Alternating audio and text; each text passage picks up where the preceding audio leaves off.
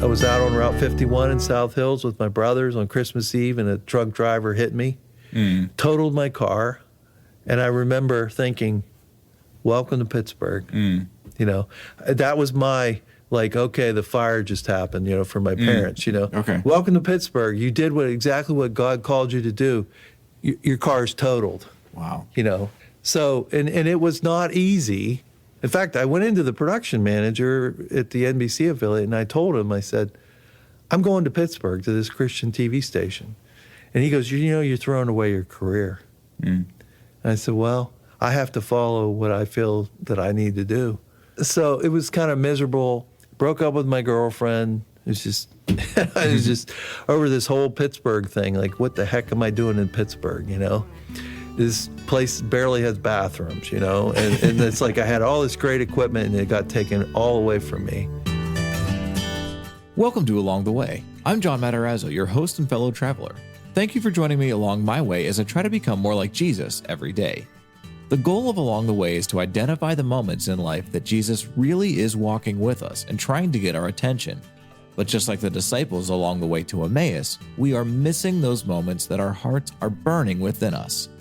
I want us to be able to identify those moments, learn from others, and apply those lessons to our lives so that we don't miss the blessings that God has for us along the way in our life journey. This week marks my being in Orlando for 1 year. I am so grateful for the last year and all the wonderful things that God has brought into my life. As I look back at this last year, I'm actually sharing the last interview that I recorded before I resigned from my job at Cornerstone Network, packed up my things, and moved south. As I was preparing this interview with Paul Bixler for this episode, I was so blessed by hearing his experience of a story that has greatly impacted my life. His parents, Russ and Norma Bixler, founded Cornerstone Television Network, which began broadcasting the gospel April 15th, 1979, and has continued to this day. In this episode, you're going to hear Paul's journey into the origins of Cornerstone Television Network, and even though it took years, how he found his purpose. I'll get to our conversation in just a moment, but I want to thank you for listening to Along the Way. All of my episodes and social links are available on my website, alongtheway.media. You can also join my email list to get updates right in your inbox. All the links from this episode will be in the show notes. And now, here is my conversation with Paul Bixler.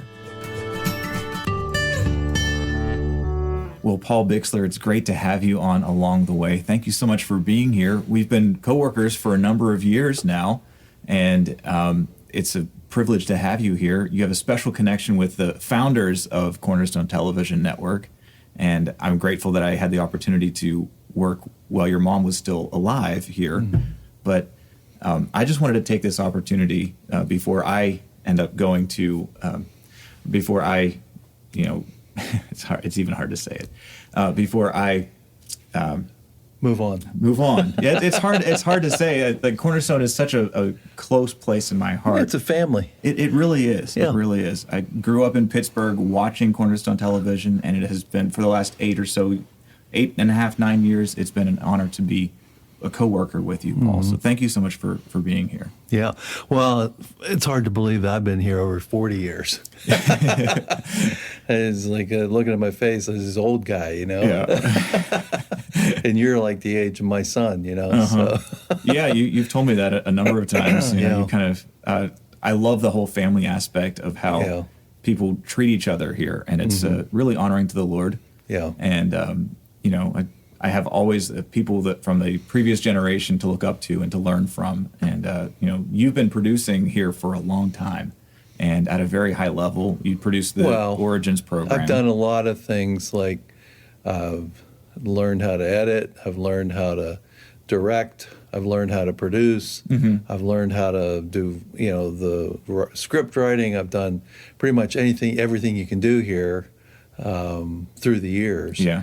But like I said, 40 years, pretty amazing. But part of my story is really connected to why I'm here is my parents' story. And a lot of people don't know my parents. Some are aware of them. Sure. But they're pretty much the last people that you would expect would ever put together a Christian TV station in the Pittsburgh area. And I think that's one of the reasons God chose them, because they didn't know it couldn't be done. Yeah. So they did it. But so many people want to give them, you know, all the glory or whatever, you know, and they deserve some of that. But at the same time, it was a rough road. Oh, I yeah. mean, and a lot of people, I don't think they realized that it wasn't an easy thing, and it wasn't something that, you know, God laid in their lap and it was just all, you know, happy days and sunshine along the way. It did not just fall out of heaven somewhere. Yeah, and you know, the foundations of this place are built on prayer. But my mother, in 1969, went down to Portsmouth, Virginia, at the Christian TV station, and she was just sitting there, kind of enjoying the time. She went with a friend, and she was just sitting in the lobby, and my mother had a certain sensitivity, and she said that the Lord told her that he wanted a Christian TV station like this in Pittsburgh. And my mother was just kind of taken back, just sitting there in the lobby of the TV station. and she kind of was like, in her mind, just like, well, God, how would we do? She said, well, you know, Russell, you know, your husband, you and Russell will be able to, you know, do this. And she was just like, this is a TV station. And we're talking in the 60s. Here's the late 60s, 1969. And back then, it's hard for a millennial like you to understand. But, you know, TV was considered this, like, holy grail kind of thing. Like the media. I mean, we didn't have YouTube and podcasts or anything like that. So yeah, TV was a big deal. It was an overwhelming thought. And then my mother was well, how could we do this? And she said, and she said the Holy Spirit told her that, you know, you just start and the process will happen. And she said, well, but how will we pay for it? And she said, the Holy Spirit said, the money's there, and I'll take care of it. Yeah.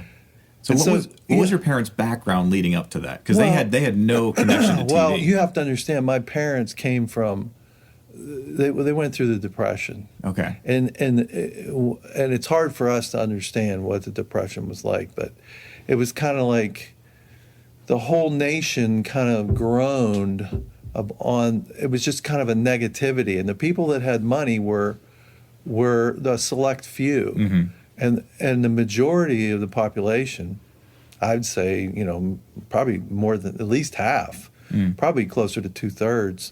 Of course, I wasn't around then, but just studying and hear my parents talk about it and some of the books that my dad's written, you know, you just had this whole climate, and he called it the spirit of poverty. But, you know, it's just, you know, you thought poor, you acted poor, and you were poor, you know, and it was a whole mentality. And for my parents to believe that God could put together a Christian TV station, and their background is, you know, poverty-stricken kind of, they had no money growing up. Their parents were both a family. They came from very modest families. Neither of them had much money, but they always, you know, each came from a family of 4, and they never starved. They never, you know, their parents, my grandfather, my dad's father, was born in a log cabin on a dirt floor.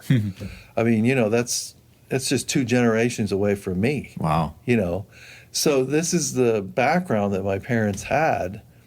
And for my mother to receive that, now of course, she had been filled with the Holy Spirit, and she knew that God does. I mean, here we're talking about the Creator of the world. Right, you know, right. Yeah. I mean, He could do anything. You know, so my parents were at that point. But the thing you have to understand, John, is my mother. This was something that the Lord did with my mother. So when she came home and she described this to my dad, who was a minister of a small church of the Brethren here in Pittsburgh, she would, she was dumbfounded at my dad's response. Like, well, there's no way I'm going to do that. I mean, my plate's full. I'm doing all that. He was just trying to keep the church going, and he had an interfaith Christian ministers fellowship thing, and we were just beginning of the Greater Pittsburgh Charismatic Conference. Okay. So, I mean, he was just overwhelmed with everything that we were going to have to put together there. And then my mother laid this on him, and she tried all these, be real charming to him, and then real like hostile, like, you better do what God told me to tell you to do. And then she finally decided after 2 or 3 months, this isn't going to work. And she said, God, if you want this TV station, you tell Russell, because he doesn't want to hear it from me. And I've tried all the womanly, wifely ways to do with it. And of course, I was just one of 4 kids, and I didn't really know much about this, but I at some point I learned a little bit about it. But I don't know if I heard it from my mother so much. About the TV station? Yeah, about the TV station. But what happened then, I would say maybe it was like 9 months later, a local pastor called my dad, and he said, "Oh, Brother Bixler, I think you're supposed to build a Christian TV." And my dad said, "No." His first name was John. "No, John, I'm not." And he's like, "Well, I believe that God's going to, show you all these things." And my dad's like, "No, I'm not." And he said, "Well, I want to pray for you right now." And he starts to pray. And my dad was actually in the bedroom of the parsonage at the time. Okay. And he said, when this guy prayed, my dad fell over in the bed. Oh, wow. I mean, he just literally fell over. The power of God hit him so strong. Oh, my gosh. And he's laying there on the bed, and he's like, "John, I can't believe this. The Holy Spirit just knocked me out. I fell over. The power of God.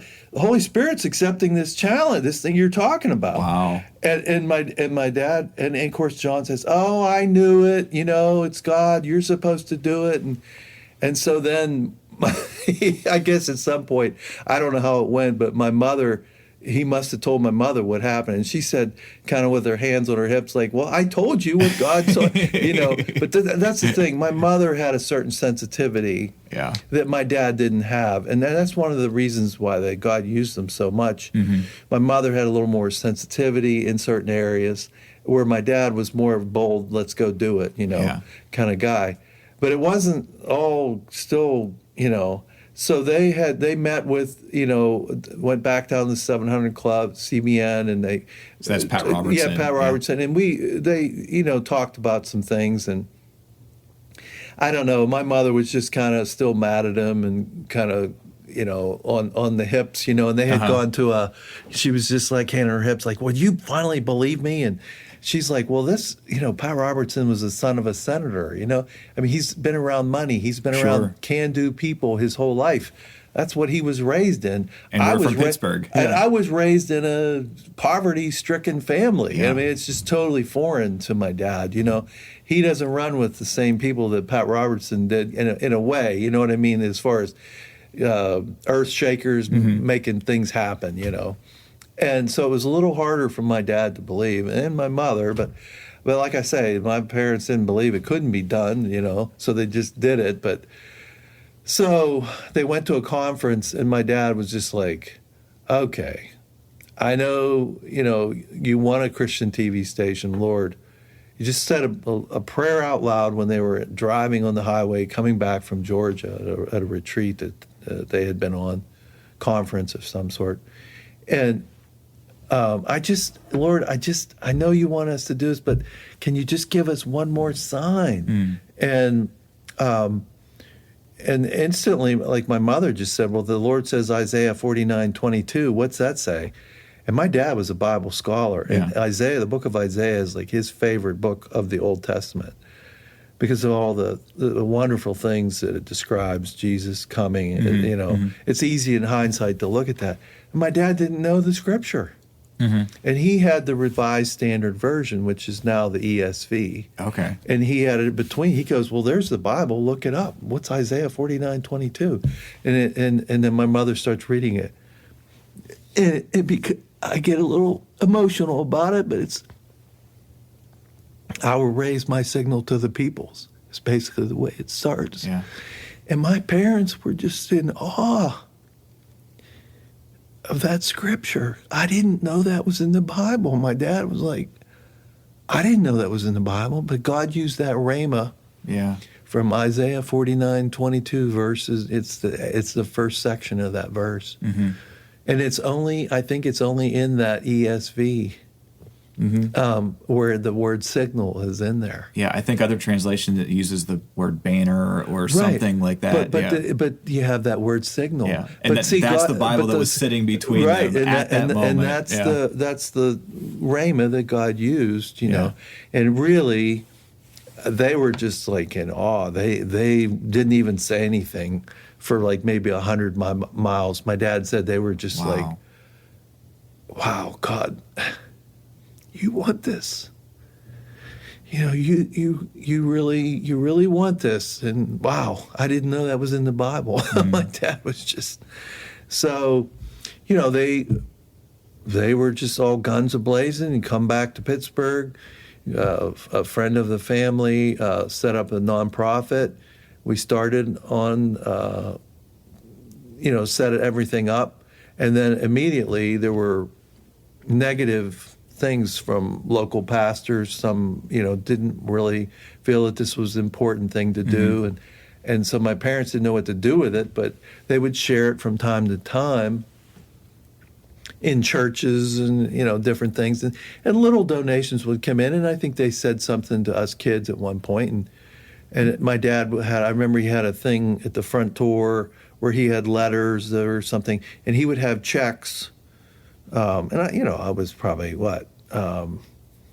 12 years old at the time, maybe, going on 13.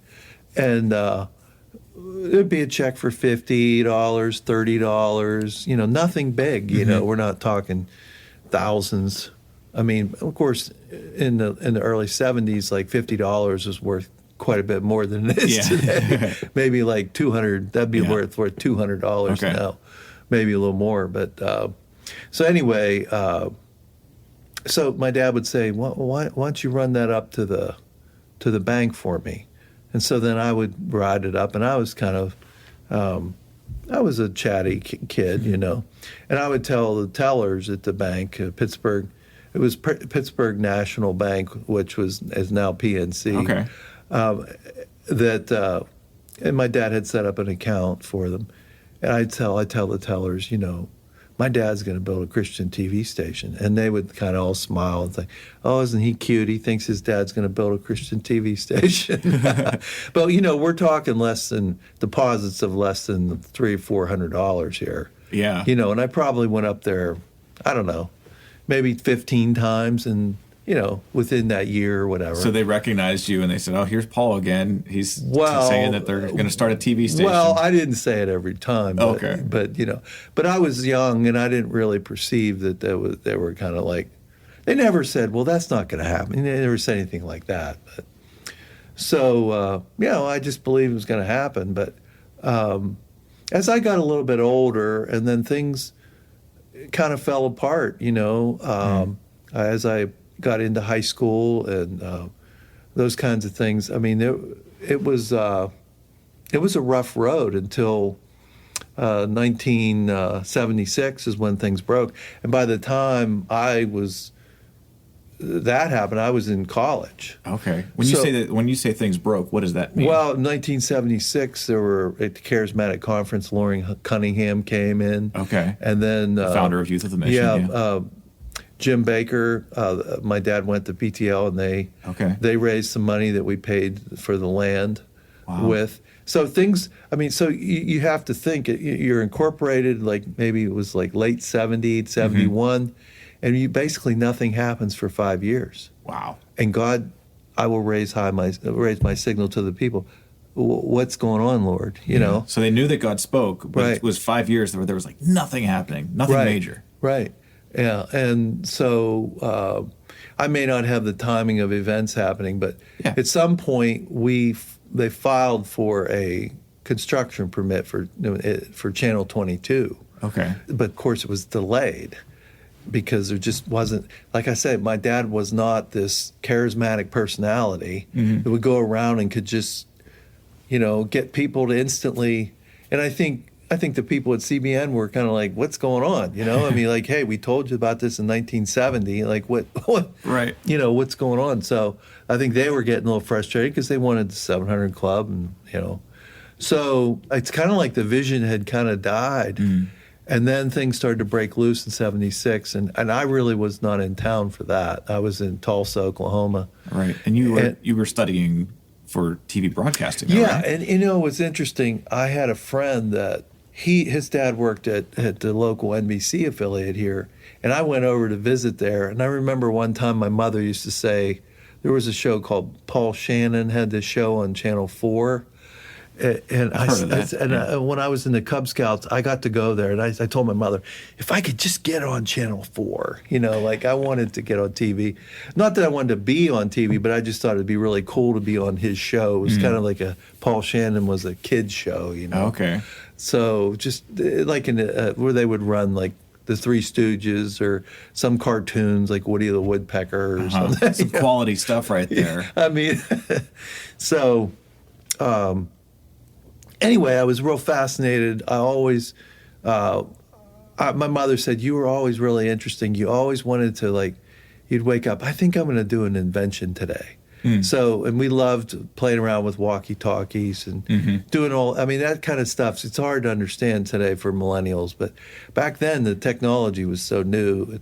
And I had a little crystal radio set, and I used to what they call, you go around, you DX, you try to find all the radio stations. Okay, yeah. And you'd mark them on the piece of wood that had it was like a little crystal radio set, before transistors. Oh, wow. They were kind of like a combination.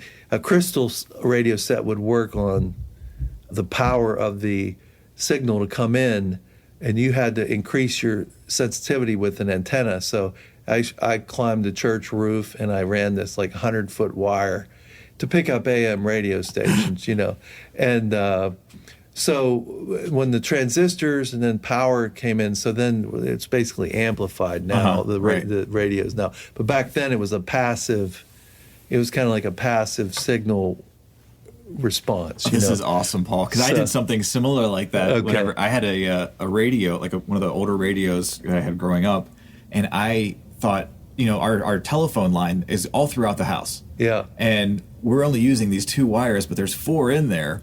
Let me see if I can turn the other 2 into an antenna and make the whole house. Yeah. I ended up screwing up something with the telephone line itself, and we had to get that fixed. But I got good reception for a little bit.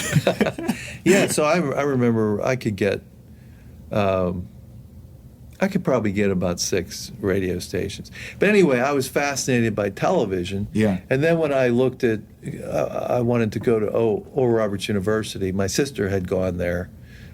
She was basically 6 years ahead of me. She was quite a bit older than me.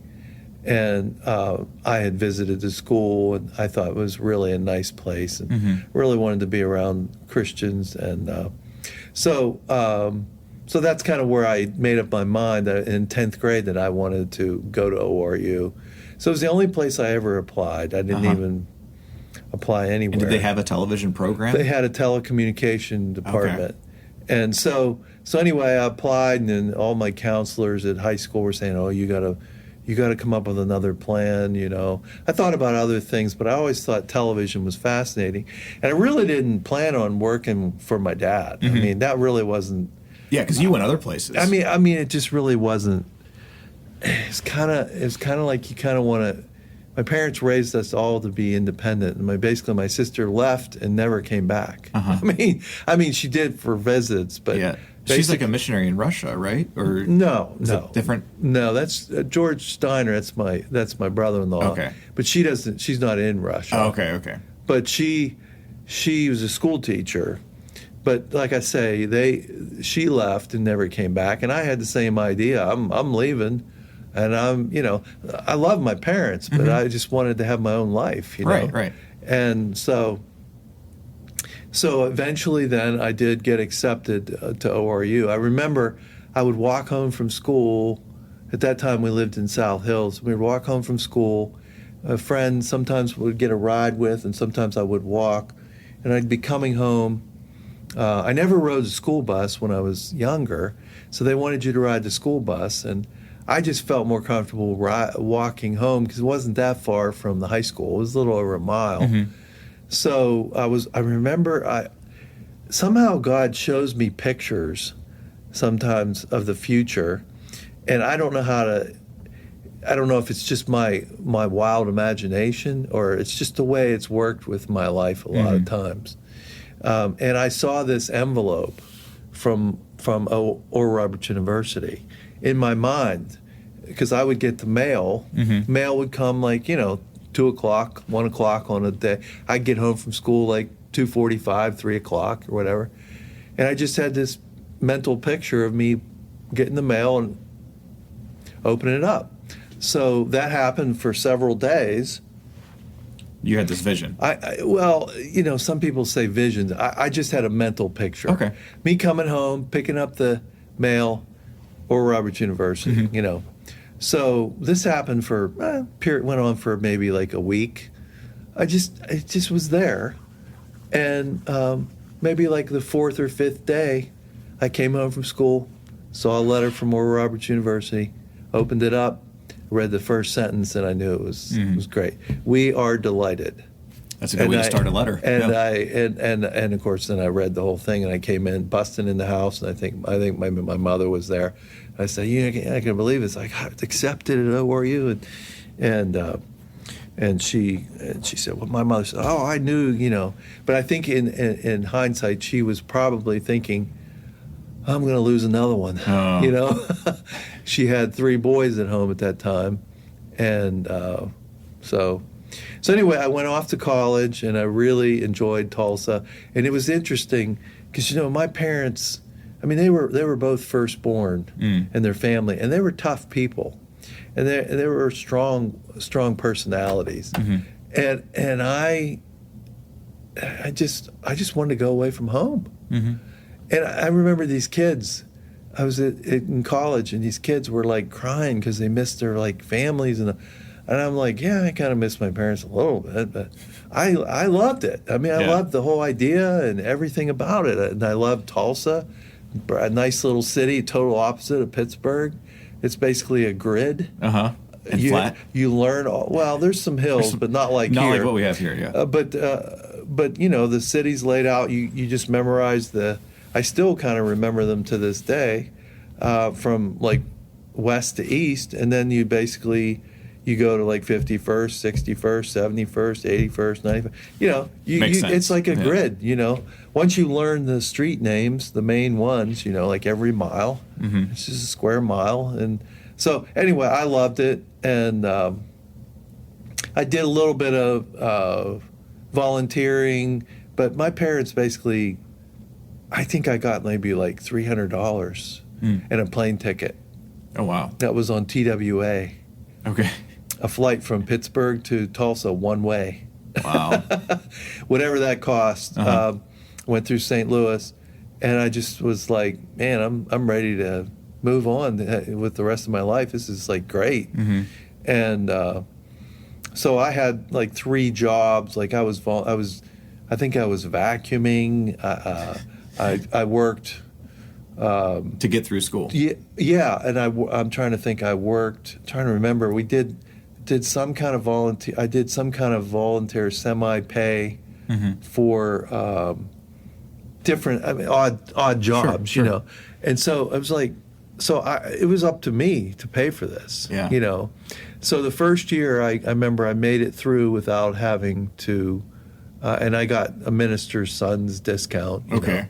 And but I remember the first year I was able, with my savings account, which wasn't that much, but I didn't go into any debt, and I was working all these odd jobs. But I've just felt like I didn't really want to come home. So that summer, my sister was living in Tulsa, and she would invite me over, and so I asked her. I said, my brother-in-law is really a nice guy, and he'd say, well, if you want to live with us this summer, it's fine. And my brother-in-law had a paper route, like these boxes that you buy papers Okay, at. yeah. And I did the route for him too. That was part of what he had. He had morning and afternoon.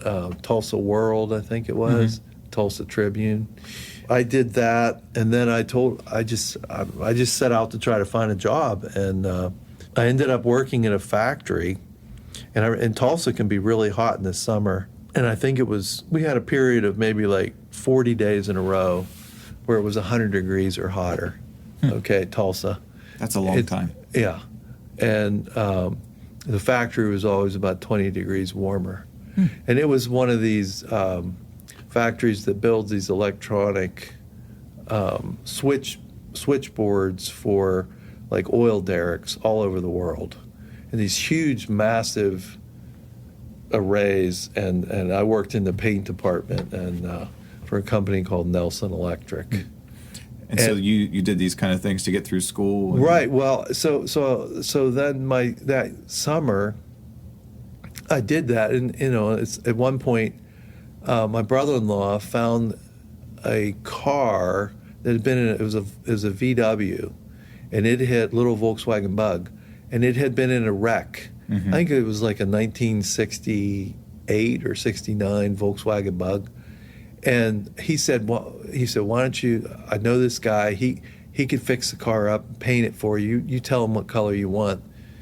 And I remember it was something like $700, okay, by the time I think my brother-in-law actually paid for the car. I don't even think he asked me. He knew I didn't have any money, so. But I paid like $700 for the car to get all fixed up, you know.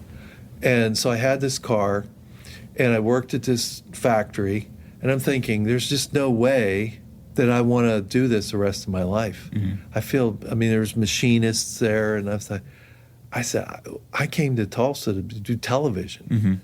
This is, I do not want to do this. So, but they wanted me to stay on, so I stayed on through the next school year, my sophomore year. But again, it was just the monotony of working in a machinist shop and this factory with a paint department. I liked the paycheck, and of course I was working side jobs for my brother-in-law and some other people that had paper routes.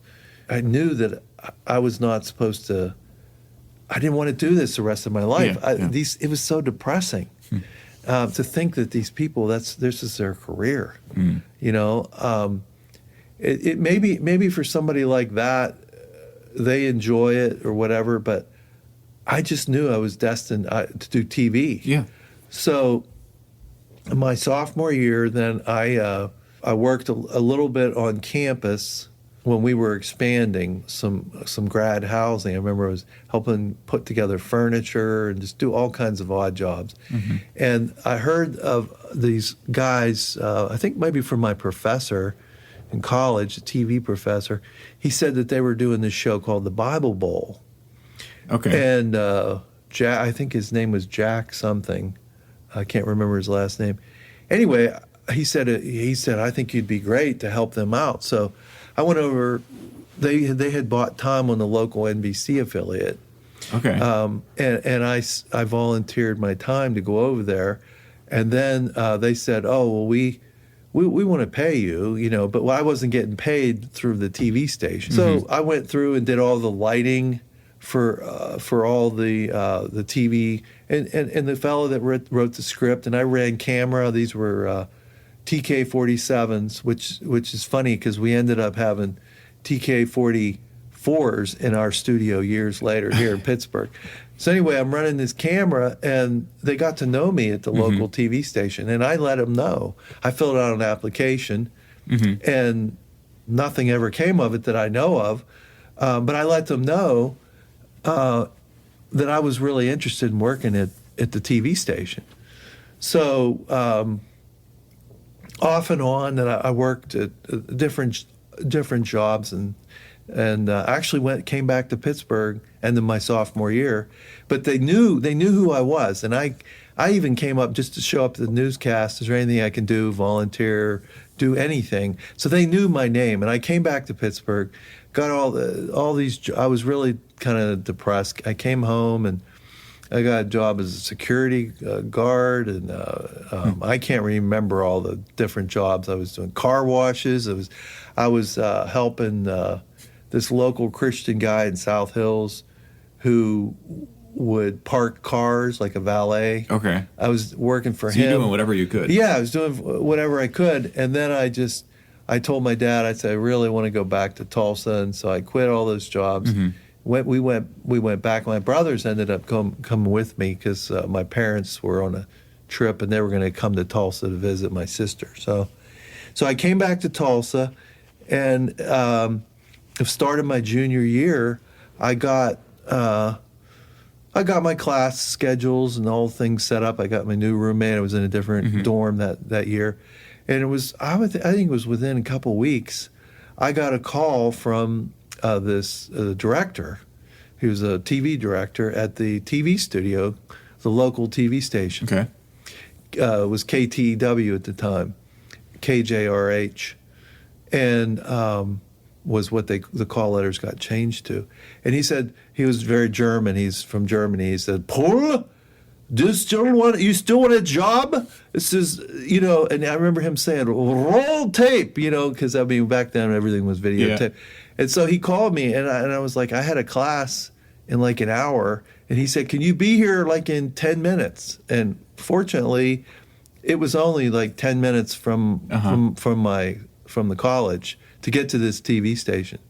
So I actually missed my class, and I went to and ran camera for the noon news.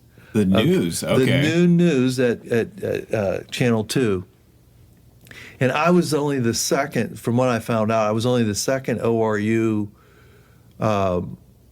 person that worked at Oral Roberts University, that went to school at Oral, that worked at this TV station.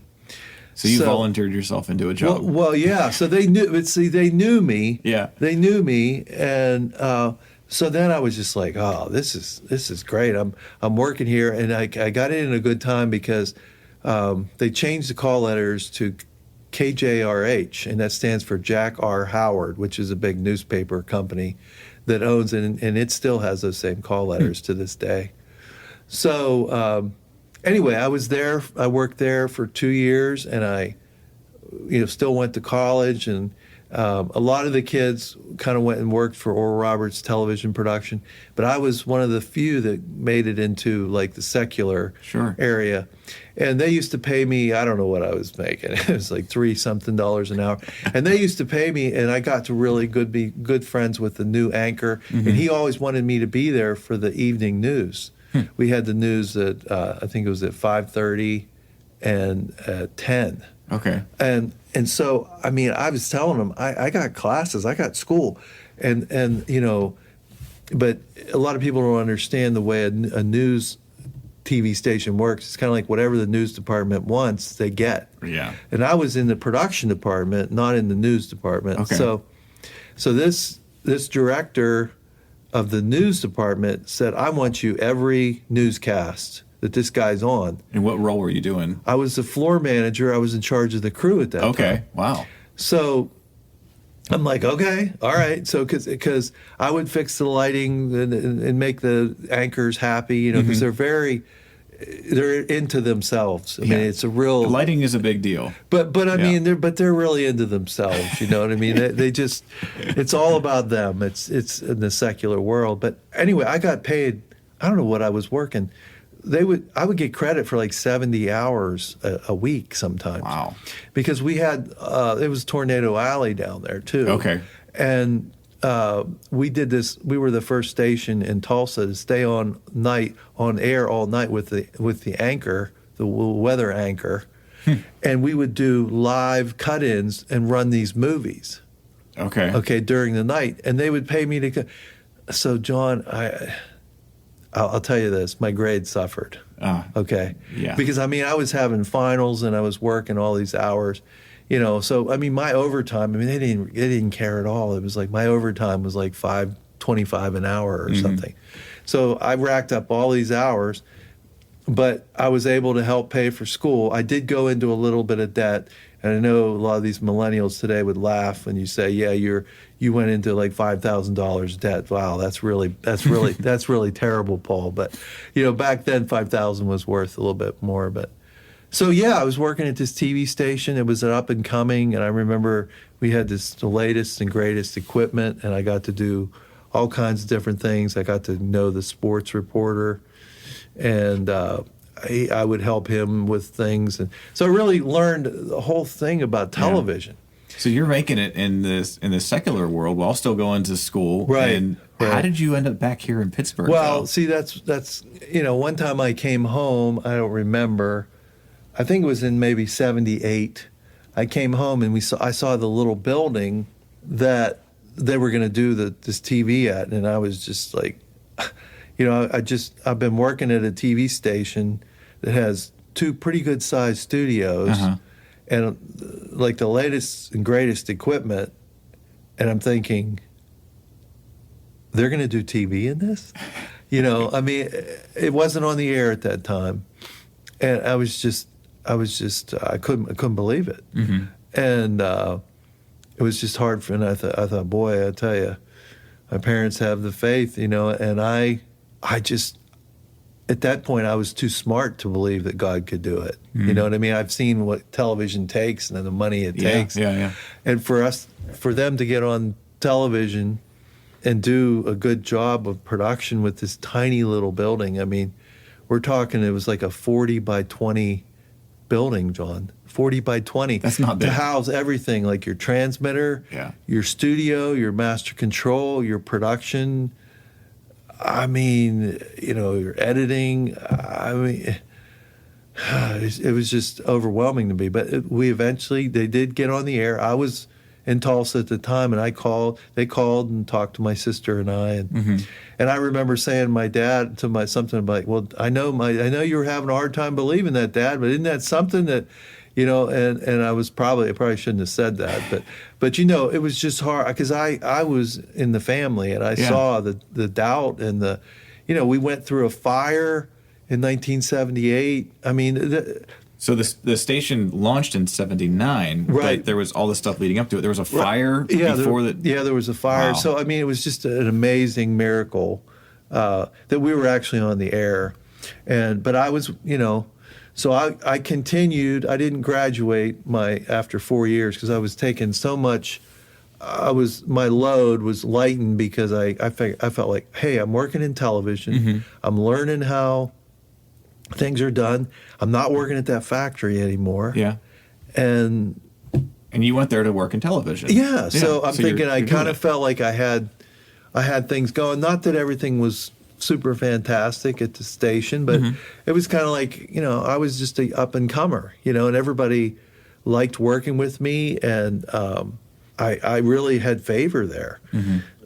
So I didn't finish after 4 years, and then I came. I think it was in the summer. They had a telethon, so I flew to Pittsburgh and to help them. And oh my, it was crazy. We didn't really even have bathrooms at that time. We had like a porta-john.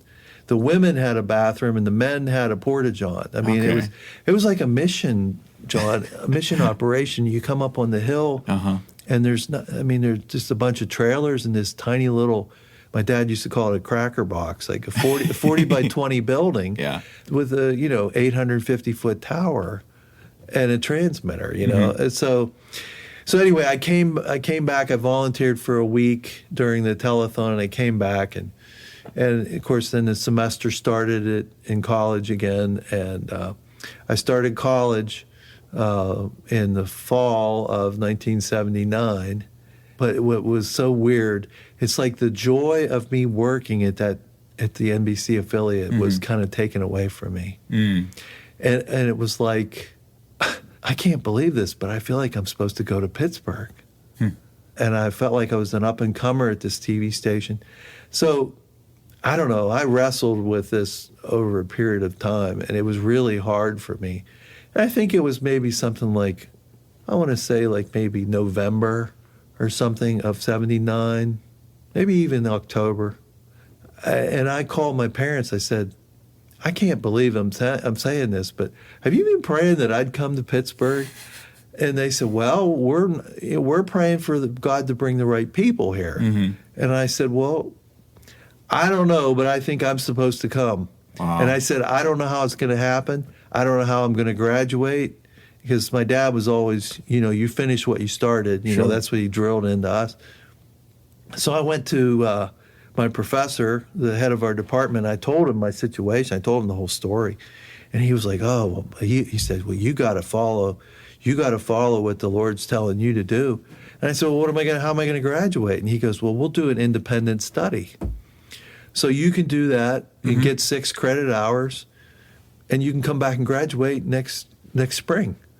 Okay. So then I finished that semester, packed my stuff up, and my brother-in-law and I drove to Pittsburgh. And then I was out on Route 51 in South Hills with my brothers on Christmas Eve, and a truck driver hit me, totaled my car, and I remember thinking, welcome to Pittsburgh. That was my, okay, the fire just happened, for my parents, Okay. Welcome to Pittsburgh. You did exactly what God called you to do. Your car's totaled. Wow. So, and it was not easy. It was not easy, because I felt like I left all my friends. I broke up with my girlfriend because I told her. In fact, I went into the production manager at the NBC affiliate, and I told him, I said, I'm going to Pittsburgh to this Christian TV station. And he goes, you're throwing away your career. And I said, well, I have to follow what I feel that I need to do. So, I had all that against me. And then this car, my car is totaled. Yeah. Drunk driver hit 5 cars, ended up hitting me. Oh my I was the gosh. last car.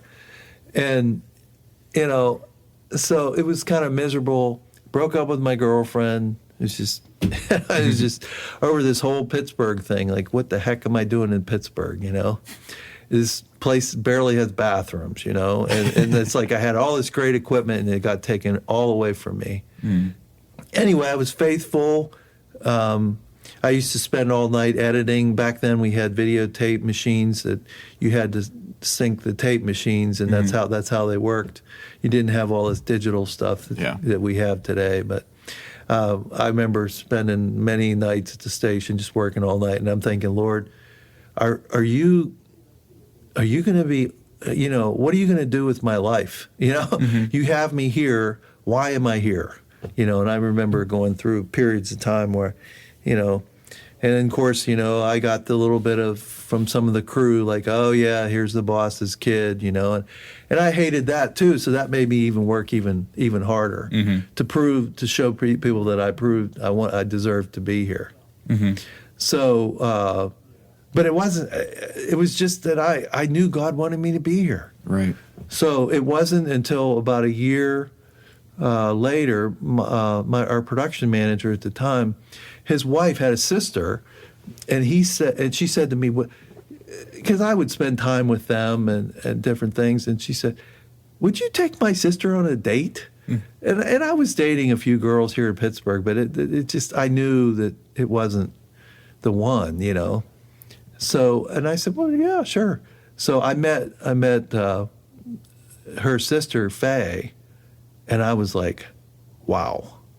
And she was actually dating somebody at the time. It wasn't real super serious, but it was, and I was just like, wow.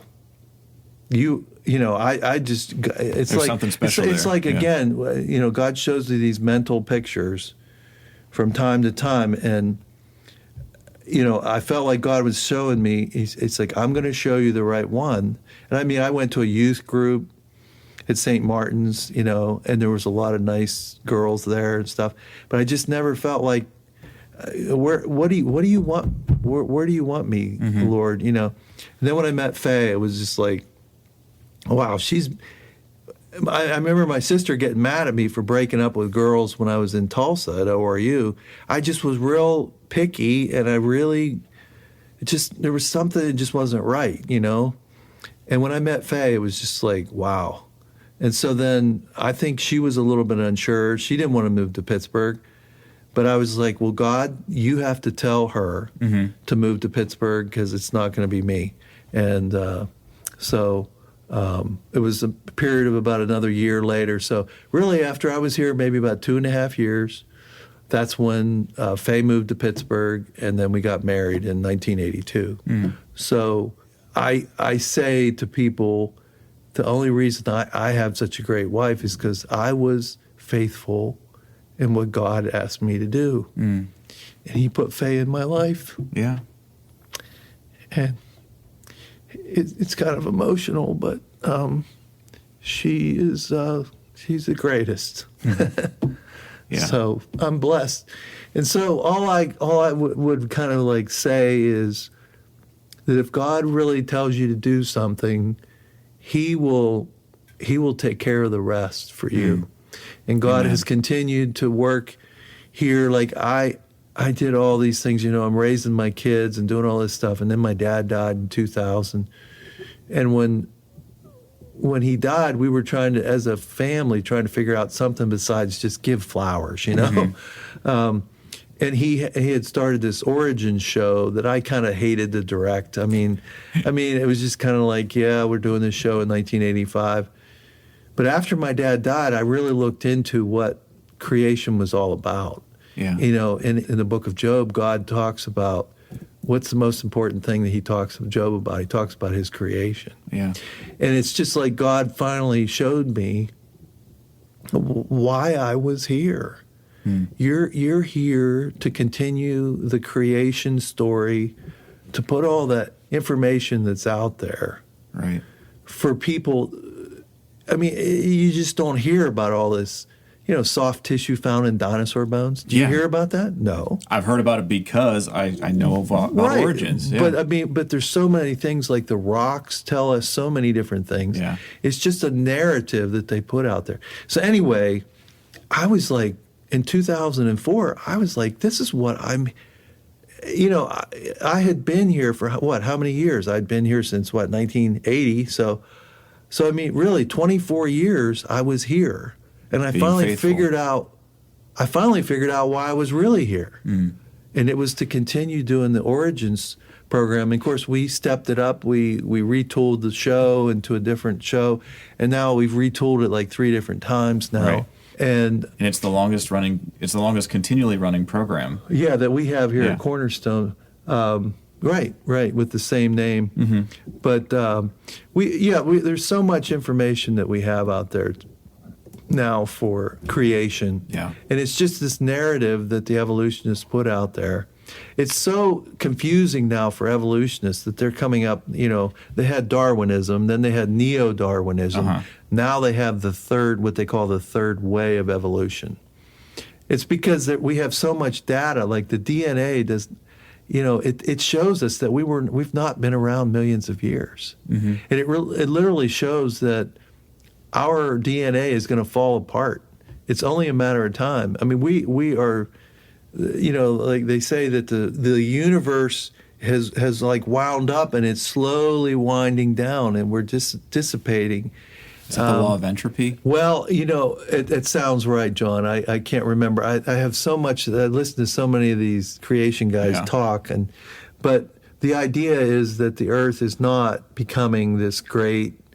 We're not turning into this great master race. It's basically creationists believe that, primitive man was much smarter than they give credit for. In fact, he was much more inventive and creative and imaginative than we can even imagine. He just didn't have he wasn't able to add on to the inventions on top of inventions like we have today, in certain ways. But anyway, so I'm working on this special called The Miracle of Creation. And I've had to start and stop it. But we started a fund back when my dad died. It's called the Origins Fund. And people have given to the Origins Fund over the years, and they continue to. And whenever I have to put stock video related to what people are talking about or whatever, that costs, $50, $100, $150 a pop. Right. For a little few-second clip. Yeah, so this miracle of creation has been started and stopped basically because of financial situations here, and certain responsibilities have been laid on me as we've had a change in management in the last few years. But I'm on the board now, and they've felt like a Bixler needed to be on the board, and so that I represent the Bixler family.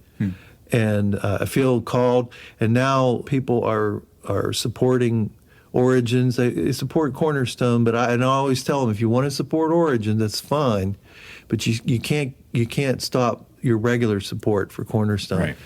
And so I'm working on this special, and I've spent tens of thousands of dollars on this special with all the things related to it. And I was kind of at a point where, God, you have to bring the money in. And I was like, well, maybe Faye and I are going to have to pay for it. I even told my wife, and she's always been like, if that's what we got to do, we got to do it, you know. But the Lord just has come through with some big funding recently, and it was just kind of like a great confirmation that I can trust Him, believe Him. And again, it's kind of, the Lord gave me a vision of something that birthed in my heart, something in 2018 that's actually going to air in 2021. So that's so cool. So, you know, again, I don't know if it takes like 2 to 3 years, or in my parents' case, it took 9.5, 10 years before we got the station on the air. But I know that if God really bursts something in your heart and you're faithful, and some people say that God tests you, I just think the devil just does not want you to do it. Yeah. And he does everything to stop you. Yeah. And in my case, I was like, why did I even come to Pittsburgh? You know, and I didn't even know my true purpose until I was been here for 24 years. That's amazing. And you were faithful throughout that whole time. Well, yeah, but I mean, I did all kinds of things. I learned how to do all kinds of production type things, and you know, I just really believe that I'm really blessed to be able to work in an organization where I have the freedom and the financial backing now to do the things that I want to do. And you know, I can't compete with something on PBS. There's these specials, you know, and they start off, and they're beautiful cinematography and animations and all this stuff. And it's fine until they get to the point where they say 122 million years ago or 140. You know, my dad, I remember, used to get mad, and I used to kind of get mad, and now I just laugh. I mean, it's just laughable that the creator of the universe, you know, that's who we're talking about here. That he could not do these things, and it's not. They're claiming that he couldn't do these things. Yeah, I mean, the oil and the coal and the diamonds. They've done all these tests, and there's this. It's a long-winded story, but you know, you talk about carbon-14. These creationists have been testing diamonds, and they're finding carbon-14 in diamonds. They're supposed to be billions of years old, and the half-life of carbon-14 is much less. And but there's so much information. So this Miracle of Creation special, and I'm going to use some of the segments in regular Origin shows, has a lot of just fairly easy to understand information that it just is out there that people just aren't aware of. You know, and the bottom line is, what we want to do is we want to basically show how science proves creation.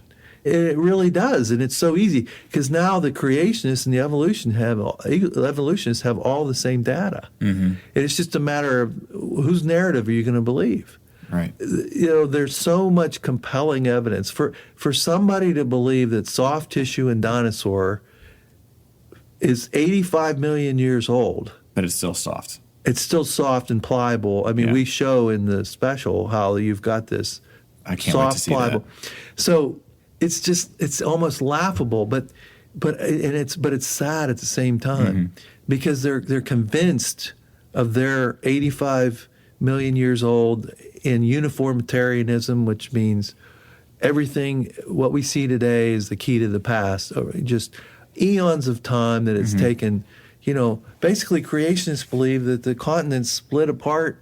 That whole thing happened during Noah's flood, you know, the worldwide flood, like 4,500 years ago. And now they're finding all these things. These Mount St. Helens went off, and they're finding things like coal beds. Yeah. This is from the 1980s we're talking here. Wow. So, I mean, the pressures and the things that went on during the flood. And so, like I said, I did a special on the Ark encounter, Yeah. and I did a segment there where I wanted to hire an animator to do it, but I ended up he bailed on me, so I ended up having to do the limited amount of special effects that I could do, to kind of tell the creation story versus the creationist version of Noah's flood, the worldwide flood, like 4,500 years ago. That's so cool that you're doing that, Paul, and that even though it took you 24 years before you knew, like, this is the big reason that God's brought me here. Yeah. This is so cool. Yeah. And it was something that your dad was passionate about, and it's been able to be carried on well after his passing. Paul, we're talking about looking back at history and looking back at these dates. As you look back at your life, when you think about your life, where do you now see Jesus walking with you that you didn't see at the moment? Well, that's kind of a tough thing. I just the thing, getting back to like creation and origins, is, can we really believe the book of Genesis? Can we really believe it? And that's the point at where we are right now. And for me, I just kind of believe that if God wants to enter into history and do something, he's going to do it. He'll do what he's going to do. But I don't understand why certain things have to happen certain ways. But it's like, if he says he's going to do something, he's going to do it. And I don't even know if you're talking about Jesus, I don't even know if Jesus knew that the earth was going to last another 2,000 whatever years. At that point, in his human thinking, I know that maybe wrestled with some people's theology, but I'm just wondering if he really grasped that we're talking 2,000 years. We know Jesus is coming back again. But it's just every generation probably thought it can't get any worse than this. I mean, what can you imagine what it would have been like during World War II? I mean, all these people and all this Adolf Hitler and all the crazy things that were going on the planet. Anyway, I don't know if I answered your question. But as you look at your own story, though, where do you realize that Jesus was walking with you? You mentioned a few different places along your path already that that God has led you. Yeah, I mean, I just feel like, I think I've inherited a little bit of sensitivity from my mother, and I feel like if you're really willing to sit down and listen to the Holy Spirit speak to your heart, that He does. And when I write these articles for the newsletter called By His Spirit, whenever I write one, I tell the girls that want me to do those, I said, I need to hear from the Lord when I write one of those. And I guess I've learned that God's always faithful to show me, give me direction on what I'm supposed to do. My kids have taught me I need to learn how to do unconditional love. And my wife has taught me that. And I think that's what God has for us, unconditional love. Yeah. And so I don't know if that answers your question or not, but in a way, that's good. The question I'd like to ask that goes along with that one, though, is if you could go back in time and visit young Paul somewhere in your own timeline, what advice would you give yourself, and what age would that be? Kind of like what's going on in your life. What would you say? Well, I wish I had spent more time when I was in college learning. I mean, I spent so much time at the TV station, and I enjoyed being around a lot of Christian kids, and I enjoyed the camaraderie and just the fun times that we had. And I would have probably buckled down and studied better, you know. I mean, there were points in time where I did, but it was just I always was ready for the next step, and I was enjoy the moments that you're at in life. Like if you're in college, enjoy it. Take the time to learn. God's going to take care of you.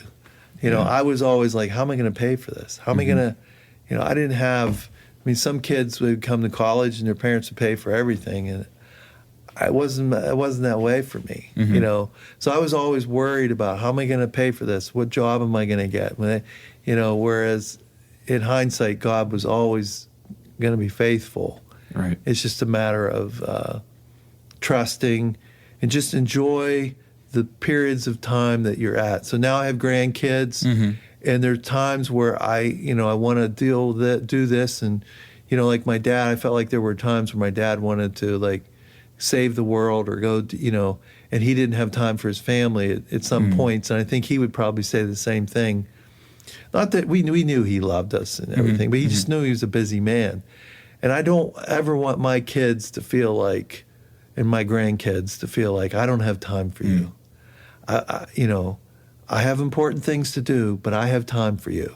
That's you know, good. that's, and I think every station in life that you're at, you need to take time and appreciate where you are, experience what you are, and enjoy the process of getting to the next thing instead of always thinking ahead to the next thing. Enjoy where you are and know and trust that God has you where he wants you, and he's going to let you know if you need to, you know, change or go somewhere else or do something else. But I'm probably maybe a little impatient, you know, and I've we all learned. are. And like I say, it took me 24 years before. I mean, you think, how long were some of the characters in the Bible? I mean, how long did Moses go out there after he, you know, 40 years in the wilderness before he came back and led everybody else in the wilderness for another 40 years. Yeah, so I mean, you know, it took me 24 years to figure out why I was really here. Yeah. You know, and so I've had to challenge,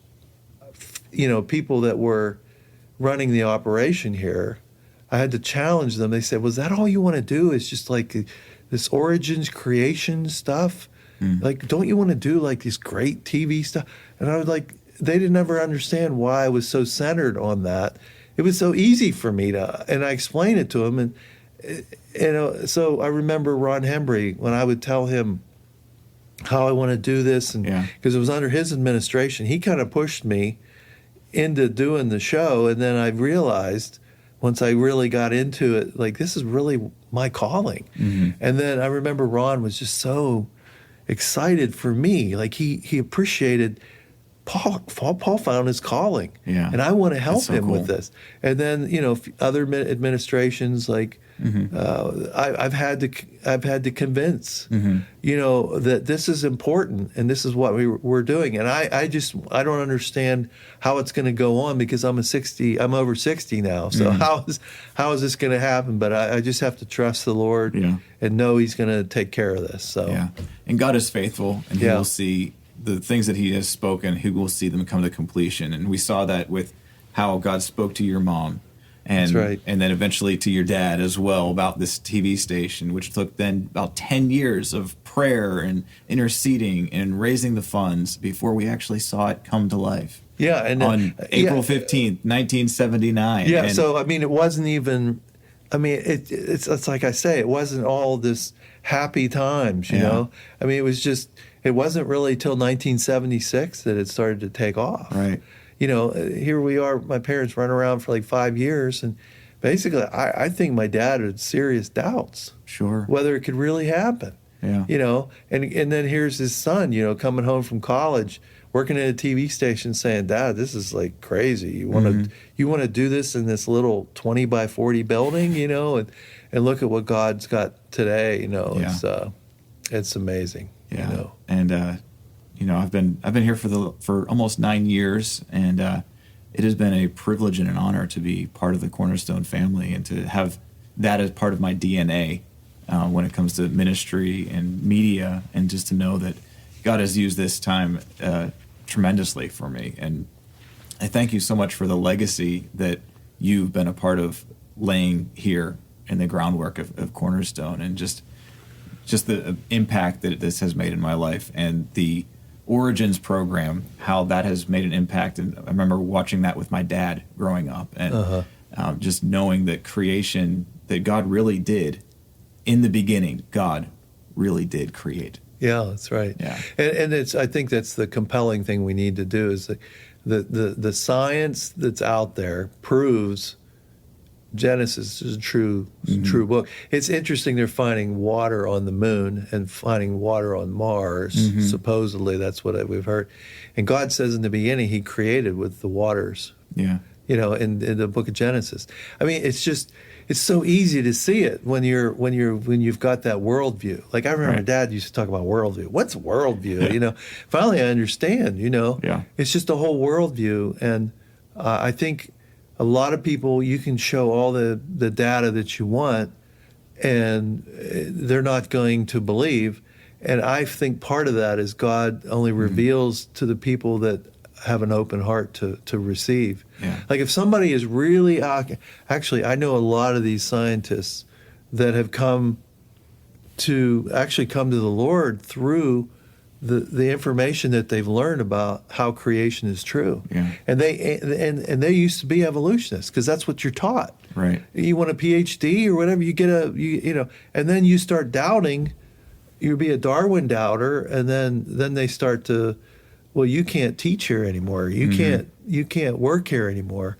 These guys, they go through all these horrible things but there's some people that are not afraid. That they just deal with whatever they have to deal with because they know for a fact that what they're saying, evolution does not work. And that's why they're on the third way now, because they know that there's just too much information we have related to DNA and all those things. The creative power that God's used throughout the world, what we see, the extreme detail, and it's just for somebody to believe that it just happened, it's just, to me, that's almost, it's inconceivable. Even if I was just an open-minded person, and that's the way my dad accepted the Lord. He was looking for the truth. He was not a Christian, and neither was my mother. They came to the Lord because they were seeking. Yeah. My dad was seeking, and then my mother was like, couldn't believe my dad was going to be a minister. And then she wasn't even a Christian, And then she came to the Lord, and, then she ends up pushing my dad into the TV thing. Yeah. So it's just, I love how God works, and He takes us on this journey with Him. If we're willing to follow Him and let Him lead us along the way, it's a great journey for sure. And as you're listening to this and you're interested in what Paul is talking about, the Origins program, I'm going to make sure to put a link in the show notes so that you can check out some episodes of this Origins program. It is phenomenal, and sometimes you have to rewatch certain parts because these guys that Paul brings on the show are phenomenal teachers.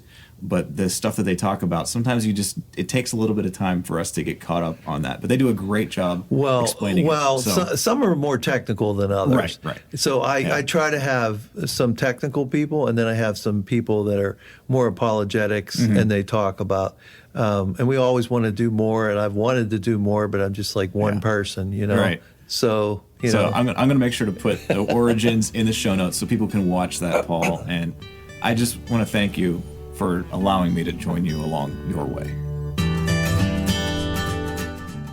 There were some times during that interview that I was definitely getting emotional thinking about my move that was coming up in just a few days and how I was leaving this history and this legacy behind. But it's still part of me. It's still part of who I am, and it's still part of who God made me to be. Our experiences in our life, no matter how far away they are, they make us who we are. And my almost 10 years of being with Cornerstone, counting my time volunteering, really shaped me to be somebody that really wants to broadcast the gospel. And now I'm getting to do that in a different way, but I'm still doing similar things. The story of faith that Paul shared about his parents and how they started Cornerstone Television, and having that verse about lifting high His signal really has made an impact. His dad, Russ Bixler, actually wrote the story of how Cornerstone Television came to be in a book called Faith Works, which I read while I was still in YWAM. It is very interesting how God used that story to prepare me for being a part of Cornerstone Television Network and how the things that I learned there have prepared me for what I'm doing now. I hope that you enjoyed my conversation with Paul Bixler as much as I enjoyed having it and listening to it again. I'll be providing a link so that you can watch the show that Paul produces called Origins, and you can also check out Cornerstone Television Network. I want to thank you for listening to Along the Way. If you've enjoyed joining me along my way, please share this with a friend who you think will be encouraged by this podcast. Also, please rate and review Along the Way on iTunes. That helps more people discover Along the Way. And subscribe to this podcast wherever you're listening. You can follow me on Facebook, Instagram, and at my website, alongtheway.media. If you want to support me in this podcast, I have a Patreon page. The link to become a supporter is also in my show notes. I hope that you've enjoyed this part of my journey, and may you realize when Jesus is walking with you along your way. Along the Way is honored to be part of the Charisma Podcast Network. You can find tons of spirit-filled content from their vast catalog of podcasts, including my Monday through Friday news stories for the Charisma News Podcast. Go to cpnshows.com to see the full list and latest episodes.